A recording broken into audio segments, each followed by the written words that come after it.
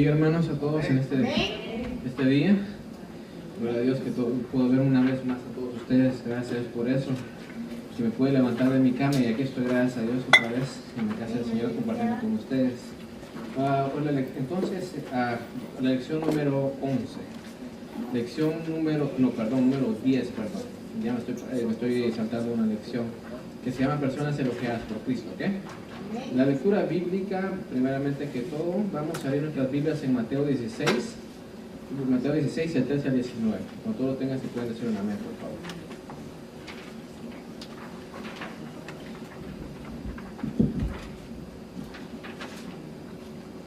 Personas elogiadas por Cristo, amén.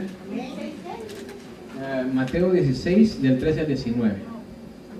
Sobre la confesión de Pedro, amén. Entonces, las actitudes de fe, humildad y consagración que hayan en nuestro corazón servirán para aumentar nuestra apertura hacia Dios. Amén. Entonces, ¿lo tienen todo ya?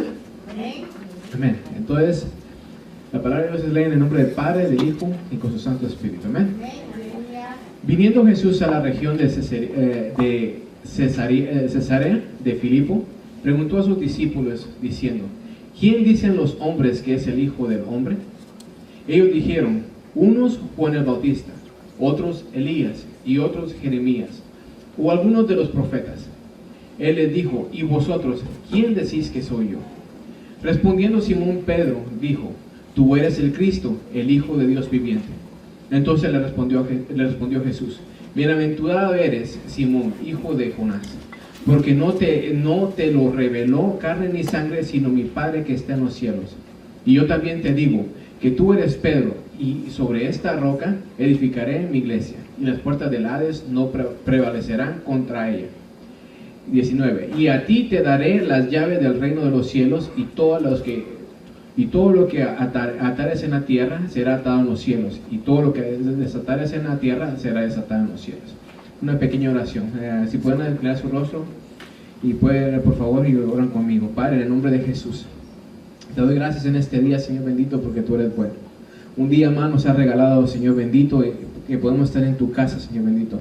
Ayúdanos en este día. Primeramente a mí, Señor, perdona, Señor bendito, toda ofensa, toda cosa mala que pueda haber en mi corazón, en mi mente, Señor bendito, toda falta que he hecho contra ti, bendito Dios. Te pido perdón. Te pido en este día que tú me uses, Señor bendito, aleluya, para que la bendición de tu palabra pase a través de mí a mis hermanos, Señor bendito, en el nombre de Jesús. Te pido por cada uno de ellos, Padre bendito, que abra su corazón y su mente, Señor bendito, para que puedan comprender, Señor bendito, tu palabra, en el nombre de Jesús. Amén. Entonces, vamos a ver. Miramos aquí, viniendo a Jesús en la redención de ese día. Todos sabemos que en esa región tenían control los romanos, ¿verdad? Y entonces, elogiado por su fe, una revelación recibida por fe. Mateo 16, del 13 al 17 ahorita. ¿Por qué le parece a usted que Jesús preguntó a sus discípulos quién pensaba la gente que era Él? Y una vez puse la respuesta ahí. Jesús había estado ministrando ya durante algún tiempo y había realizado algunos milagros impresionantes, como ustedes saben. Y ya había realizado muchísimos, porque todo el día se mantenía haciendo eso. Él se despertaba, comenzaba a ministrar, se iba a dormir y después se levantaba el próximo día, y es lo que hacía siempre. Es lo que estaba haciendo siempre durante todo su ministerio. Entonces aquí había pasado alrededor un poquito de 2 años, un poquito más de 2 años, y porque ya estamos llegando al final cuando Él va a ser crucificado. Entonces, Él conocía los rumores, pero quería determinar qué estaba oyendo de los discípulos. Algunos de ellos le informaron que la gente decía que era Juan el Bautista, otros decían que era Elías, también había quien dijera que era Jeremías. Estaba claro que el pueblo pensaba que Jesús era algo especial, pero ninguno de aquellas ideas revelaba su verdadera identidad. Entonces, Él estaba viendo, es como un examen que le estaba haciendo aquí Jesús. Los discípulos ya habían caminado con Él y miraron absolutamente todo lo que Jesús estaba haciendo, todos los milagros y todo eso.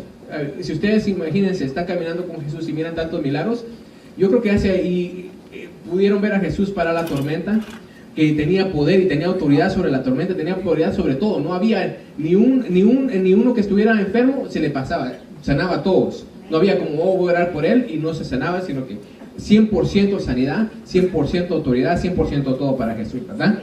Entonces él estaba preguntándole, porque toda la gente, como ellos ellos decían, lo seguían, dice la palabra de Dios, que lo seguían porque querían ver los milagros. Ellos querían ver algo nuevo, querían ver lo que Jesús estaba haciendo. Y también estaban siguiéndolo por interés, porque también les daba de comer. Pues si ustedes se dan cuenta, le dio comer a multitudes 2 veces. Uno de los 2 milagros más grandes que hizo él, en las multitudes le dio comer a 5,000 hombres, dice. Pero imagínense, con sus familias, niños, esposas, todo eso, muchos dicen que eran alrededor de 20,000. Imagínense, porque siempre solo dice los hombres, pero en el otro era creo que 4,000. O sea que digamos, fueron miles y miles de personas que él hizo los milagros habían que creo que 3 peces y 2 panes o al revés. Y él hizo el milagro y imagínense, le dio de comer, eso era un buffet. Solo llevaban así, le dieron de comer y todavía sobró, dice. Dice que él dijo, empaquen todo lo que resta todavía porque para el camino, ¿verdad? Entonces ellos, imagínense el impacto que tenía Jesús con sus discípulos en ese momento. Y él quería saber de ellos qué es lo que ellos pensaban de él. Porque al principio dijeron, ok, sí, encontramos a Cristo, pero conforme ellos fueron caminando y vieron que habían problemas y todo eso, ellos comenzaron a dudar, ¿verdad? Porque vimos la última vez que cuando él fue sepultado, todos dudaron que él era Cristo porque pensaban que se había muerto y todos iban a regresar a hacer lo que ellos estaban haciendo, porque pensaron que no iba a resucitar, ¿verdad? Entonces, pocas personas de la sociedad moderna negarán que Jesús fuera una buena persona. Así es posible que haya muchos que acepten que fue un gran profeta. Por elogiosas que sean estas afirmaciones respecto a los hechos de fe de la vida de Jesús, no alcanzan el nivel requerido para agradar a Dios. Como ya hemos dicho, lo hemos dicho en cada clase, que sin fe si no hay fe es imposible agradar a Dios, ¿verdad? Sin fe no se puede agradar a Dios. Entonces, todos los demás decían, muchos de ellos también decían que era Elías por los milagros que estaba haciendo, porque ustedes saben que los milagros que hacían Elías no eran grandes, ¿verdad? También lo mismo. Y también decían que era Juan el Bautista, y muchos pensaban que era Juan el Bautista que había venido que murió y resucitó. Eso es lo que pensaban mucho también de ellos. Porque ellos no se explicaban de la forma de los milagros que ellos hacían. O sea que decían, él tiene que ser Juan el Bautista que resucitó y por eso puede hacer estos milagros. Pero nada de ellos decía que era Jesús. Pero él quería oír de sus discípulos quién pensaban ellos, quién era él. Amén. Entonces, después de esto, Jesús preguntó a sus discípulos quién pensaba que era él. En el verso 15, Pedro respondió, tú eres Cristo, el Hijo del Dios viviente. Entonces aquí está diciendo que eres Cristo, el Hijo del Dios viviente, como la profecía había dicho que Cristo iba a venir a liberar al pueblo de Israel, pero lamentablemente ellos no creyeron en Cristo y no lo aceptaron. Amén. Jesús dijo a Pedro que aquello que había declarado acerca de él era un conocimiento que se hallaba por encima de todo, cuando él habría podido descubrir por sí mismo. Era él el Padre que se lo había revelado. Las buenas nuevas para todos los hombres consiste en que el Padre está dispuesto a revelar esta verdad a todo aquel que esté dispuesto a reconocer y actuar en consecuencia. El Padre está ahí y Él estaba dispuesto a revelar todo, ¿verdad? Cuando uno, digamos, como habíamos dicho siempre, y vamos a leer un poquito más adelante, cuando uno tiene necesidad, siempre está buscando por algo, ¿verdad? Y cuando la gente se reconocía que tenía una necesidad, venían a Cristo, ¿verdad? Todos los que estaban enfermos no venían a Cristo porque no tenían una necesidad, sino que porque querían, estaban desesperados para ser sanados, ¿verdad? La gente fue creada para depender de Dios. Pero lamentablemente toda la gente no depende de Dios y depende de todo más. Depende del sistema, depende de su trabajo, depende de todo, pero ellos dependen, casi es rara la persona que depende de Dios en estos días. Entonces, ¿cuál es la clase de fe que agrada a Dios? Vamos a hacer la primera pregunta. ¿Cuál es la clase de fe que agrada a Dios? La fe que agrada a Dios era ilustrada por las palabras dichas por Pedro al proclamar que Jesús como el Cristo, el Hijo de Dios. Amén. ¿Alguien más? Muchas gracias, hermano. ¿Cuál es la clase de fe que agrada a Dios? Amén. Daniela. Para mí la clase de fe que me agrada a Dios es la fe, o sea, que tú vas a avanzar y no hay un problema, pero vas a ir confiando en Él, sabiendo que Él va a responder a tu oración. Wow, me gusta que los jóvenes que contesten de esa manera. A ver, ahora voy a preguntar a Alan, ya que está ahí atrás. Alan, ¿cuál es la clase de fe que agrada a Dios?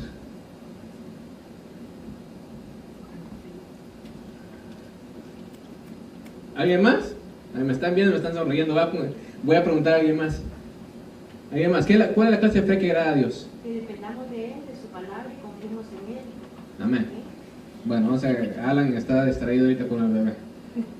La fe que agrada a Dios es ilustrada por las palabras dichas por Pedro al proclamar que Jesús es el Cristo, el Hijo de Dios. Nada que sea inferior al pleno conocimiento de que Jesús es el Hijo de Dios, que vino como su ungido, Cristo, para poner la salvación a nuestro alcance, recibirá el elogio del Padre. Entonces, como habíamos dicho, nadie viene al Padre si no es a través de Jesús, ¿verdad? Todos sabemos eso aquí.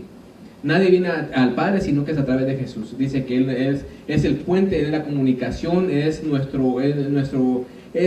que pelea por nosotros. Cada vez que uno pide en el nombre de Jesús, sabemos que Él le ruega al Padre para que se haga, ¿verdad? Porque Él es nuestro, ¿cómo se dice? Se me fue la palabra. En la corte. No, juez. Mediador. El mediador. Sí, perdón que se me había ido la palabra, se me fue por completo. Entonces, si uno quiere tener el ojo del Padre, tiene que reconocer que Cristo vino a salvarnos, ¿verdad? Eso es lo que quiere decir la palabra. Cuando Pedro dijo, Cristo, tú eres Cristo, el Hijo del Dios viviente. O sea que ahí está reconociendo que hay muchos dioses que son dioses muertos. Sabemos que existe la idolatría, ¿verdad? Y sabemos que en el Viejo Testamento Dios odia la idolatría. ¿Por qué odia la idolatría a Dios? A ver. Porque son dioses falsos. Amén. En esos tiempos, si ustedes se dan cuenta, no sé, estaba leyendo un poquito sobre eso, pero hay miles y miles y miles de ídolos y de dioses que no son Dios. Tienen imágenes, tienen crucifijos, tienen cualquier cosa, pero cuando viene de Dios no reconocen quién es Dios. Ellos le oran a cualquier estatua que tienen. Solo en India tienen miles, como 5,000 dioses. Solamente ahí, imagínense eso. Y en todos lados del mundo siempre van a adorar algo más. Estamos hechos para seguir algo, estamos hechos para adorar algo. Y lamentablemente lo que está pasando. Ustedes miran todo lo malo es bueno ahora. Y todo lo bueno se volvió malo y lo sacan. En las escuelas podemos ver, ¿verdad? Es un ejemplo muy grande.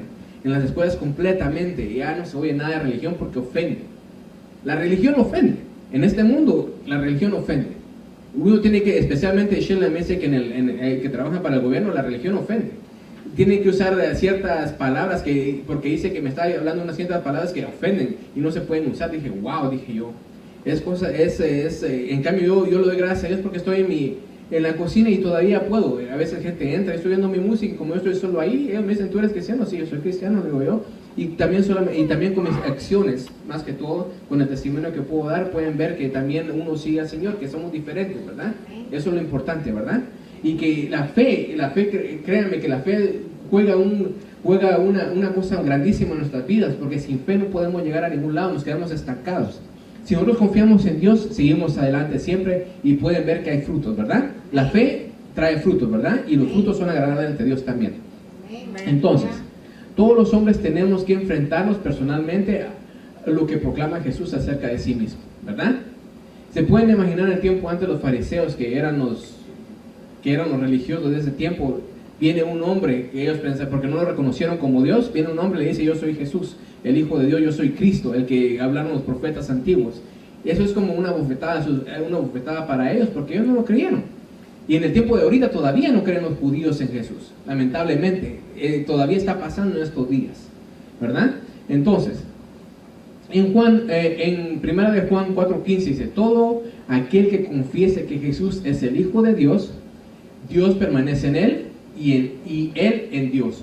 Somos nacidos de Dios y nos convertimos en hijos suyos únicamente por medio de la fe en Jesucristo. Entonces, el que confiese, aquí está la clave, el que confiese, ¿verdad? Que Jesús es el Hijo de Dios. Aquí lo está diciendo perfectamente 1 Juan 4:15, Dios permanece en él. Entonces, confesar que Jesús es el Hijo de Dios, Dios permanece en él y él en Dios. Somos nacidos de Dios, somos nuevas criaturas, ¿verdad? Y nos convertimos en hijos suyos por adopción, únicamente por la fe en Jesucristo. ¿Ok? Entonces, ve, el conocimiento de la fe, perdón ahí, produce un cambio. Entonces, ¿quién le puede decir amén a eso? El conocimiento de fe produce un cambio en uno, ¿verdad? Cuando uno viene a Jesucristo, ¿cuál es lo primero que dice? ¿Qué es lo primero que dice cuando uno acepta a Cristo? No, pero ¿qué es lo que pasa? ¿Qué es lo que tiene que haber en nosotros cuando uno acepta a Cristo? Arrepentimiento, ¿verdad? Lo que le faltaba a los fariseos, dice, que no tenían nada de arrepentimiento. Los frutos de arrepentimiento no existían en ellos, dice. Entonces dice, produce un cambio, ¿verdad? Venimos a ser nuevas criaturas y tiene que haber un cambio si verdaderamente hay frutos, ¿verdad? Cuando Jesús llamó a Simón, le dijo que sería llamado Pedro. Pedro, eso es roca. Ahora dice, tú eres Pedro, o sea, tú eres la roca. Su confesión lo había hecho en una roca, ¿verdad? Sabemos quién es la piedra angular, Jesús, ¿verdad? Pero también toma a Pedro también como fundación, ¿verdad? Porque él dijo, tú eres Cristo, el Hijo de Dios. O sea que ese es un fundamento de los cristianos que tenemos que tener, saber y confesar que Cristo es el Hijo de Dios que vino a salvarnos, ¿verdad? Si no estoy claro, me pueden preguntar, amén. Estaba destacando Jesús a Pedro sobre todos los demás aquí para de darle alguna posición especial. ¿Ustedes creen eso? Y se me pasó también ahí, puse toda la respuesta, perdón. Jesús no estaba proclamando aquí que Pedro fuera el fundamento en el cual se identifica la iglesia, ¿verdad? Sabemos que solo lo estaba utilizando como ejemplo de lo que puede suceder a todo aquel que crea y confiesa quién es Él. Se puede ver en Romanos 10:9. Si alguien lo puede leer, por favor, Romanos 10:9. El primero que lo tenga, por favor. Romanos 10:9. Que si confiesas con tu boca que Jesús es el Señor y crees en tu corazón que Dios le levantó de los muertos, serás salvo. Entonces, ¿qué dice? Gracias, hermano. Si confesares que con tu boca, dice, que Jesús es el Señor y lo creyeres, o sea que no solo hay que confesarlo, hay que creerlo en el corazón que Dios vino a levantarlo de los muertos. ¿Y por qué hay que creerlo? ¿Por qué creen ustedes que hay que creerlo? Que Jesús fue el que se levantó de los muertos. Porque si no lo cree, no lo puede confesar. No puede tan dice la otra persona. Amén. Yo siempre me pongo a pensar, mucha gente dice, yo soy cristiano, pero es solo de palabras. Yo me pongo a pensar, hasta los pericos pueden ser cristianos, porque ellos también pueden repetir eso. Jesús es el Señor. Un perico puede decir eso también, ¿verdad? Pero no significa que él cree. Es así, lamentablemente así son muchos cristianos. Pueden decir, Jesús es el Señor, aleluya. Pero verdaderamente no lo creen adentro de ellos, no lo confiesan con palabras, pero no con su corazón. Imagínense un perico, no vamos a ver pericos allá en el cielo, no sé si va a haber, no sé nada de eso, mejor yo no me meto en eso, pero eso es lo que hacemos, ¿verdad? Solo repetir las cosas no quiere decir que nosotros creemos, tenemos que creerlo, manifestar y enseñar los frutos de arrepentimiento que tiene que haber en cada uno de nosotros, ¿verdad? Entonces, cuando la persona sabe realmente que Jesús es el Hijo de Dios, esto la transforma, como había dicho. El nombre Pedro se refiere al cambio que se había producido en su vida. Debido a la confesión que había hecho de Cristo, la confesión de Pedro le recordaría a quién servía cuando tuviera que enfrentarse en el futuro a momentos difíciles. Como digo siempre, uno tiene que saber para qué viene a la iglesia, ¿verdad? Uno tiene que saber en su corazón cuál es su fe. De nada nos sirve venir a la iglesia si no sabemos a quién estamos sirviendo, ¿verdad? De nada nos sirve a la iglesia saber, Jesús es el Señor y venir y nomás tengamos una prueba, vamos corriendo, ¿verdad? La primera tormenta que nos azota, lamentablemente así pasa muchas veces. Como habíamos dicho la lección pasada, cualquier problema, lamentablemente, ahora si un cristiano tiene una fundación buena, lamentablemente ellos correrán rapidísimo y se irán de la iglesia y dirán, eso no es para mí. Pero cuando uno cree, como dice Pedro, tú eres el Hijo de Dios, tú eres Cristo. Él sabía en su corazón quién era Él, ¿verdad? Y a quién le servía. Es importante saber a quién le servimos. Cuando nosotros sabemos a quién le servimos, los momentos difíciles van a pasar. Eso es dado para todos. La prueba le va a pasar a todos, pero el Señor nos va a ayudar a pasar esa prueba. Como dije la semana pasada, el hermano que vino ayer, está hablando de la tormenta, ¿verdad? De la tormenta cuando estaba en la barca durmiendo Jesús. Muchos de nosotros pensamos que Jesús está durmiendo y no hace nada por nosotros, ¿verdad? Pero Él siempre está ahí. Solo quiere un poquito de fe de nosotros, una fe activa. Una fe activa quiere decir que uno crea y haga. Muchos, yo en la iglesia que comencé, muchos decían, yo vivo por fe. Y decía, ok, por fe. Yo le decía a mi esposa, si vivimos por fe, no quiere decir que yo no voy a trabajar. Yo vivo por fe y sabiendo que el Señor, por fe, Él me va a dar mi trabajo para poder suplir a mi familia. Cuando uno vive por fe, una fe tiene que ser una fe activa, no puede ser una fe, yo creo en Dios y se acabó, ¿verdad? Sino que uno tiene que seguir adelante y caminar para el Señor. Amén. Entonces, Jesús habló de dar a Pedro las llaves del reino de los cielos. Las llaves son símbolo de autoridad. Todo cuanto Pedro y los demás seguidores de Cristo atarán y desatarán en la tierra, estaría igualmente atado o desatado en los cielos. Las personas querían ser atadas en la libertad según lo que Pedro y la iglesia hicieran en respuesta a la autoridad que se les ha dado, ¿verdad? Cuando digamos ustedes vienen y bendicen a alguna persona, que Dios te bendiga, esa bendición cuesta mucho, ¿verdad? Uno está dando que Dios te bendiga. Cuando uno dice a una persona que Dios te bendiga, yo lo acepto porque me están bendiciendo a mí, ¿verdad? Las bendiciones desatadas aquí en la tierra son desatadas en el cielo también. Si ustedes dicen palabras de aliento a alguien, el Señor ayuda también a esas personas. Nosotros estamos aquí para servir, ¿verdad? Todo lo que nosotros hacemos en el nombre de Jesús es para bien, para todo, para bien, ¿verdad? Media vez estamos caminando con el Espíritu Santo, ¿verdad?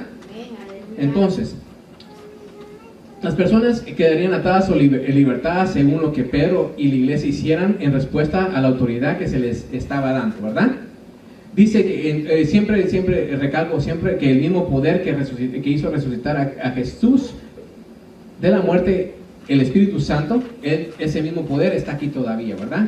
No se ha ido todavía, aquí está todavía. Es un poder que nosotros no podemos imaginarnos y lamentablemente hay tanto poder a nuestra disposición, pero lamentablemente no sabemos usarlo de la forma que tenía que ser usado, ¿verdad? La palabra de Dios es poderosa.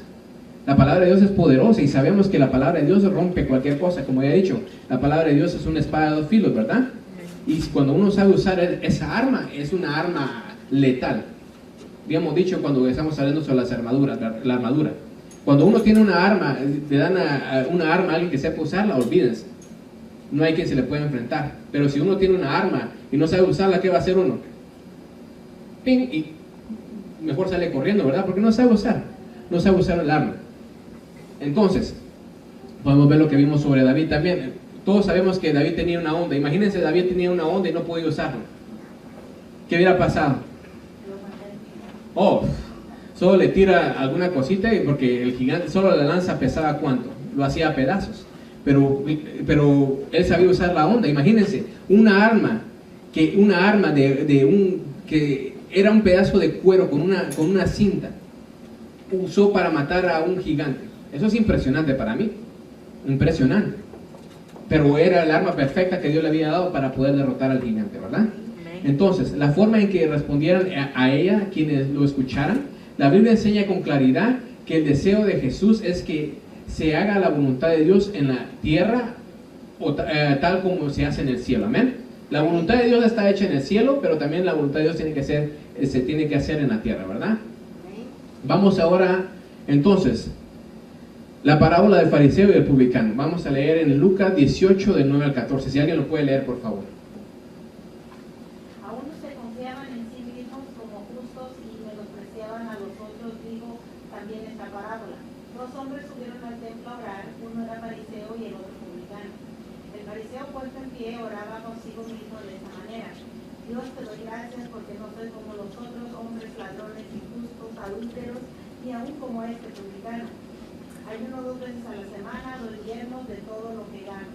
Mas el publicano, estando lejos, no quería ni aún alzar los ojos al cielo, sino que se volteaba el pecho diciendo: Dios, sé propicio de mí, pecador. Os digo que este descendió a su casa justificado antes que otro, porque cualquiera que se enaltece será humillado, y el que se humilla será enaltecido. Amén, muchas gracias. Entonces, elogiado por su humildad, la justicia propia, amén. La sociedad dice a la gente que para triunfar en la vida tiene que creer en sí mismo, ¿verdad? Eso es lo que le dicen en todos lados. Tienes que creer en ti mismo y vas a llegar a hacer muchas cosas, ¿verdad? Entonces, sin algún grado de confianza en sí mismo, la persona tendrá pocas iniciativas y menos buen éxito aún. Sin embargo, la confianza en sí mismo puede ir demasiado lejos cuando elimina nuestra necesidad de otros, sobre todo de Dios. Dios creó al hombre de manera que fuera dependiente de él, ¿verdad? No en forma negativa, sino que positiva. Debemos depender de Dios en cuanto a nuestra fortaleza y nuestros recursos. Sabemos que Dios es la fuente de todo, ¿verdad? Debemos depender unos de los otros en cuanto a realizar la tarea de ser las manos y los pies de Dios sobre la tierra. También cuando hablamos del cuerpo de Cristo, ahí nos está mandando que tenemos que ser dependientes del mismo cuerpo de Cristo. Porque sabemos que no se puede, un pie no llega muy lejos, o una mano no llega muy lejos, ¿verdad? Tiene que ser el cuerpo completo para poder caminar bien. Cuando un cuerpo sano está bien, el cuerpo llega mucho, ¿verdad? Entonces, por eso nos pone ejemplos como el cuerpo, ¿verdad? Que tienen que ser unidos en el Señor para poder caminar, ¿verdad? Entonces, aquí estamos viendo la justicia propia. Cada vez que uno se justifica, lamentablemente, cuando uno se justifica, Dios conoce nuestro corazón. A pesar que no nos podemos justificarnos, decir, oh, pero eso hay en mi corazón, Dios nos conoce muy bien, ¿verdad? Hay mucha gente que dice, Dios conoce mi corazón. ¿Conoces tu corazón? Y yo no me meto ahí. Y yo le digo, Dios sabrá. Pero esa es la verdad, ¿verdad? Cuando uno dice, Dios conoce mi corazón, créeme que sí lo conoce. Y ahí no me meto yo, porque si uno se justifica, Dios es el que toma control de eso, ¿verdad? Entonces, Jesús dijo una parábola en que advertía contra la confianza en nosotros mismos en cuanto a nuestra propia justicia, que nos lleva a considerar inferiores a los demás. El fariseo de la parábola de Jesús estaba seguro de que lo tenía todo bajo control en su vida. Y no estaba a la ayuda de ninguna fuente externa, ni siquiera de Dios. Estaba impresionado de su propia justicia. Un hombre rico, ¿qué es lo que pasa con un hombre rico? No, es verdad, solo en sus riquezas y no confía en nadie más. Porque creen que si usted, un buen ejemplo ahorita en el momento que está calientito después Donald Trump, ¿verdad? No le importa nada, habla, es racista, puede hacer todo, porque él se confía, nadie tiene que darle dinero a él. Todos los demás vienen y tienen que portarse bien para que la gente les dé dinero. Pero como él sabe que no depende de nadie, él tiene una boca.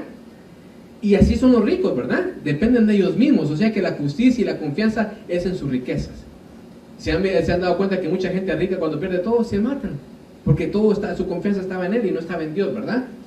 Pero gloria a Dios que nosotros dependemos del Señor, ¿verdad? Entonces, Jesús dijo una parábola en que la advertía contra la confianza en nosotros mismos, como ya he dicho, en cuanto a nuestra propia justicia, que nos lleva a considerar inferiores a los demás. Lamentablemente, si ustedes se dan cuenta, muchos de nosotros encontramos inferiores a las otras personas. Si ustedes miran, yo he visto mucha discriminación, digamos, si viene un pordocero o alguien que está begging, ¿verdad? Yo me he dado cuenta, y cuando entran a un restaurante para pedir un poquito de dinero, lo primero que hacen rapidito lo sacan de ahí. O cuando alguien tiene en nuestros países los trabajos que hay, digamos, aquí tirar la basura le pagan bien, aquí estamos en Canadá. Pero en nuestros países es uno de los trabajos más degradantes que hay, y uno mira a esas personas como ahorita voy a elogiar un poquito a mi mamá. Perdón que me meta a ella, pero ella me dio un buen ejemplo, ¿verdad?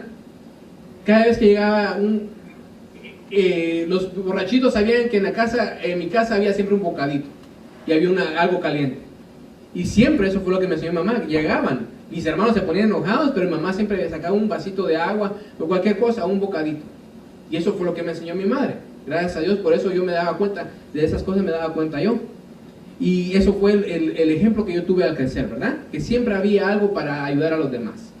Y siempre, gracias a Dios, eso uno crece con eso en su corazón, ¿verdad? Entonces, nosotros no podemos dejar no podemos poner a las personas que tienen menos trabajo o que tienen menos dinero, ponerlos como inferiores, porque todos somos iguales ante los ojos de Dios. Todos somos iguales. Donald Trump es igual hasta que el menos que tenga dinero. Se dan cuenta que si él tiene todo el dinero y su propia justicia en el dinero, Dios va a mirar a alguien que no tiene nada de dinero y es pobre y no tiene nada que comer igual que él. No importa, entre los ojos de Dios todos tenemos un alma que tiene que ser salva. Entonces estaba impresionado por su propia justicia. Imagínense, él viene y dice, él se está justificando, ay, yo ayuno 2 veces a la semana, yo diezmo, yo oro, en todo lo de afuera, en toda su vestimenta, en todo lo que él tenía, se miraba que era una persona perfecta, ¿verdad? Ante nuestros ojos, si nosotros miramos a alguien que viene a la iglesia y que dice aleluya y todo eso, pero solo Dios sabe cómo están todos de adentro, ¿verdad? Yo, y como le dije la última vez, yo no critico a nadie porque yo he aprendido mientras yo estaba en la iglesia, caminando en la iglesia, yo aprendí a no criticar a la gente, porque yo he visto cómo la justicia, cuando uno cree que es más que la otra gente, viene como boomerang eso y lo deshace a uno completamente. Lamentablemente así es como es. Yo digo, bueno, el Señor tiene control, el Señor es el que tiene su justicia, el Señor es el que hace todo completamente. Yo no puedo hablar que esa persona es así, ¿sabes? Porque yo no sé verdaderamente lo que ellos están pasando, ¿verdad? Entonces, humilde ante Dios. Lucas 18, del 13 y 14. Jesús hace un contraste en esta historia entre el fariseo y un publicano. Es un recaudador de impuestos. Todos los que escucharon esa historia seguramente colocarían a este personaje en la categoría de los peores de todos los pecadores. Los recaudadores de impuestos eran judíos que trabajaban para el gobierno romano y muchas veces saqueaban a los otros judíos. Sabemos que robaban, ¿verdad? Por eso eran famosos, porque robaban. A todos les habría encantado la historia si Jesús hubiera condenado al publicano. Sin embargo, él no lo hizo. En vez de hacerlo, permitió que la multitud viera un ejemplo de lo que es la debida manera de acercarse a la presencia de Dios. Reconoció con humildad que necesitaba la misericordia divina, aunque por ser pecador sabía que merecía juicio de Dios. Para eso vino Cristo, ¿verdad? Para rescatar al que lo necesita. Él no vino a rescatar al que no lo necesita, sino que él lo necesita. Entonces aquí nos está dando un buen ejemplo de alguien que se hace justicia a sí mismo y piensa que, como dicen muchos predicadores, la última Coca-Cola del desierto, ¿verdad? Pero sabiendo que alguien más que verdaderamente estaba arrepentido de corazón vale más que el que se está justificando. Si ustedes miran desde el principio en la vida, desde el principio de la Biblia, en el Viejo Testamento, en Génesis, ¿quién fue el primero? Vamos a ver, ¿quién fue el primero que se trató de excusar de un pecado? ¿Verdad? ¿Qué fue lo que dijo? Esta mujer que tú me diste, dice. Así, si usted lo lee, mira, esta mujer que tú me diste fue la que me dio la manzana. Vamos a poner como de una manzana, no sé lo que es. Pero imagínense, él fue el primero que se excusó, ¿verdad? Y no tomó su responsabilidad. Eso es lo que hacemos nosotros. Todos tienen la culpa, pero menos nosotros, lamentablemente. Entonces, y podemos ver a alguien que verdaderamente está arrepentido y a alguien que no dependía de lo único que él tenía. Podemos ver también en la palabra de Dios que dice que es mejor la obediencia que el sacrificio, ¿verdad? Él podía estar ayunando lo que sea, podía estar ayunando, darle a los pobres todo lo que sea, pero lamentablemente, ¿qué es lo que contaba ahí? Eso es todo, ¿eh? Si uno reconoce que es pecador, ahí es cuando viene Jesús, ahí es cuando viene Dios y ayuda, ¿verdad?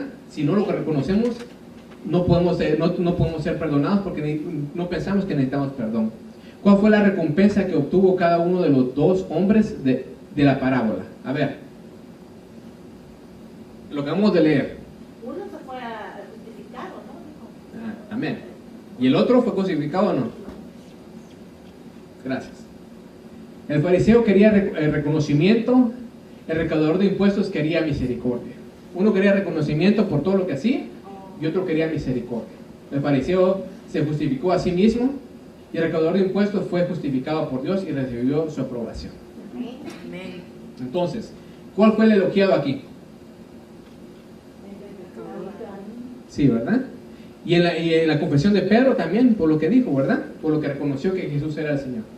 Entonces, Lucas 10 de 38 al 42, esta es la última, no es parábola, sino que es una historia. Entonces, aconteció que yendo de camino, entró a una aldea, y una mujer llamada Marta le recibió en su casa. Esta tenía una hermana que se llamaba María, la cual, sentándose a los pies de Jesús, oía su palabra. Pero Marta se preocupaba con muchos quehaceres, y acercándose, dijo: Señor, ¿no te da cuidado que mi hermana me deje servir sola? Dile, pues, que me ayude. Respondiendo Jesús le dijo: Marta, Marta, afanada y turbada estás con muchas cosas, pero solo una cosa es necesaria, y María ha escogido la buena parte, la cual no le será quitada. Amén. Amén. Bueno, elogiada por su entrega. ¿En qué se centra su interés de Marta? Marta le estaba sirviendo. Sí, ¿verdad? De quedar bien. en quedar bien, ¿verdad? Que amén. Entonces, los judíos tenían una costumbre de recibir en su hogar a los viajeros para alimentarlos y darles un lugar donde dormir.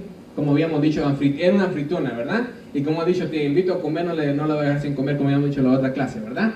Entonces, cuando Jesús entró a su aldea, Marta lo invitó a hospedarse en su hogar. Ella conocía bien la rutina: preparar una comida al huésped, darle algo de beber y asegurarse que estuviera cómodo. Era mucho trabajo, pero sencillamente era una parte de lo que significaba ser una mujer judía.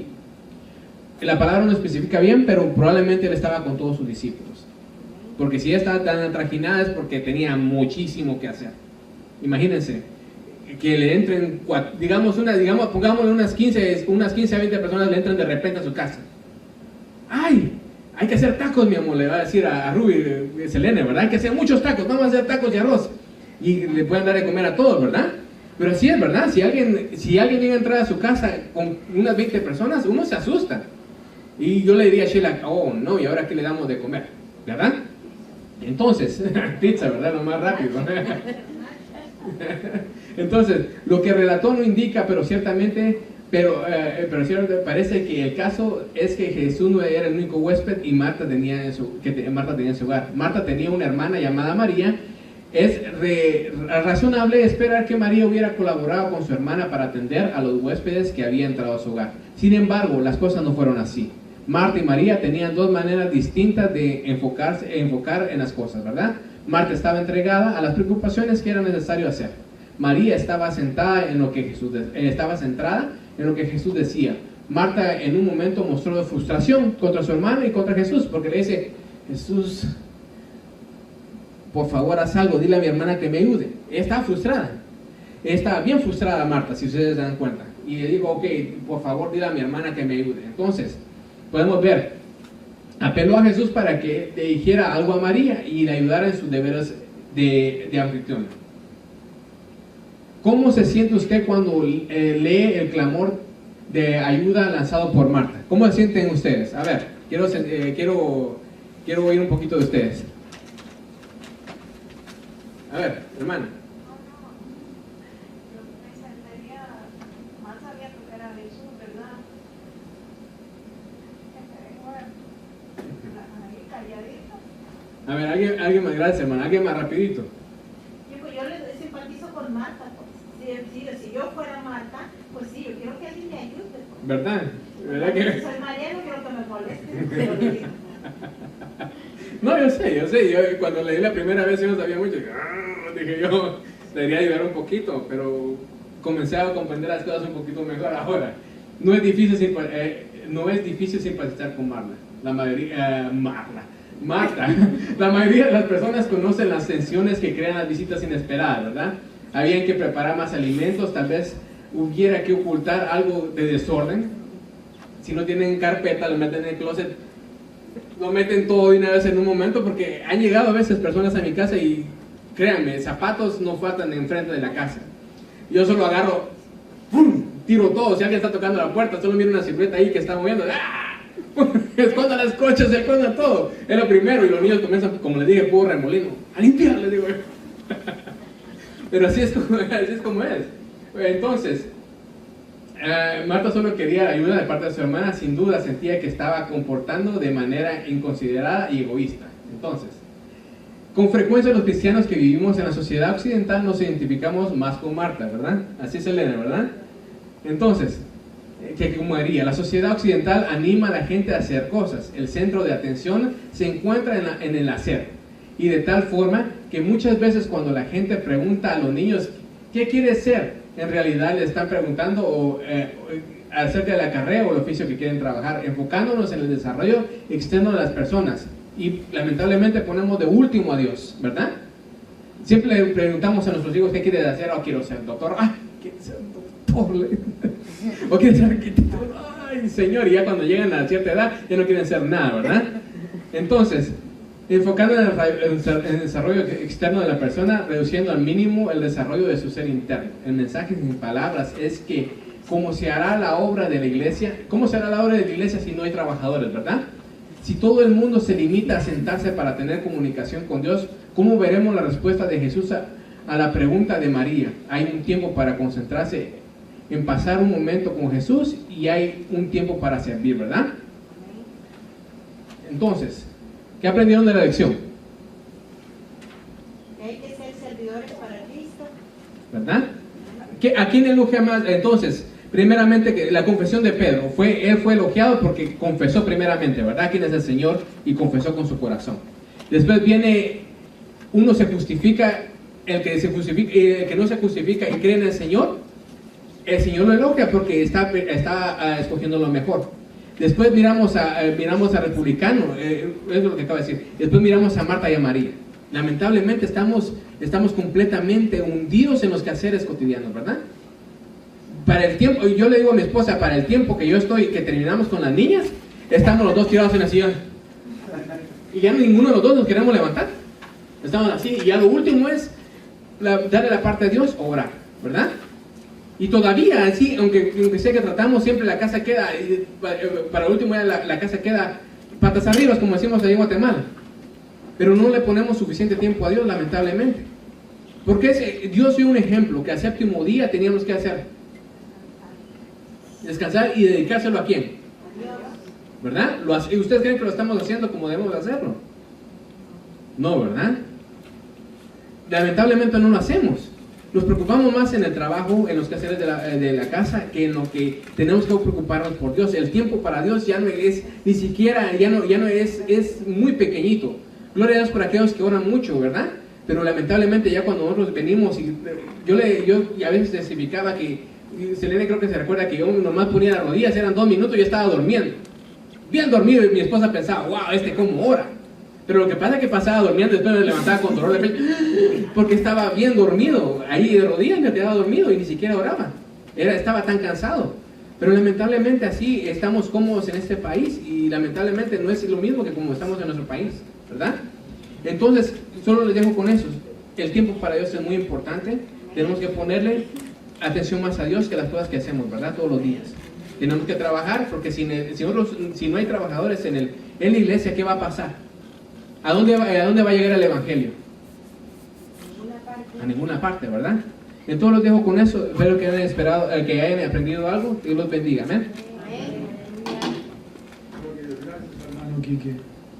Bueno, la próxima vez que vaya a casa de Quique no voy a avisar. A ver si de verdad, porque yo de las 2 veces que he ido a la casa la he encontrado bien, como que mejor la apariencia, ¿sabes? No he visto los closets por dentro, pero bueno. La próxima vez no aviso, la próxima vez llego sin avisar, ¿entendés? Toco la puerta, ahí estoy, ¿entendés? El problema es que vive tan lejos que es mejor avisar antes de llegar, ¿entendés? No vaya a ser que no haya nadie en la casa cuando uno llegue, ¿entendés? Gloria a Dios. Ahora, una cosa tenemos que enfocarnos en esto. Yo sé que secularmente y en el mundo en que vivimos, ¿verdad? Hacemos hincapié en las tareas de Marta. ¿Okay? Marta estaba tratando con los quehaceres de la casa. Yo recuerdo que cada vez que yo le he dicho a mi esposa que voy a invitar a alguien, me dice, no me va a dejar solo en la cocina. ¿Okay? No me va a dejar solo en la cocina porque si no... Es decir, de que eso es lo que nosotros nos enfocamos. Ahora, les voy a hacer una pregunta. Si Cristo viniera físicamente a casa de alguno de nosotros, físicamente, ¿Creen usted que tuviéramos esa idea de cocinar o preparar algo? Estaríamos tan embobados, ¿verdad?, delante del Señor, escuchándolo, ¿verdad?, abrazándolo, tocándolo, que lo menos que tuviéramos es deseo de comer. ¿Verdad? Menos que tuviéramos deseo de comer. ¿Por qué? Porque está ahí el Señor de señores, está con nosotros. Y tenemos tantas cosas que decirle y tantas quejas, ¿verdad?, que yo creo que lo que menos pensaríamos es en comer. ¿Verdad? No pensaríamos en eso.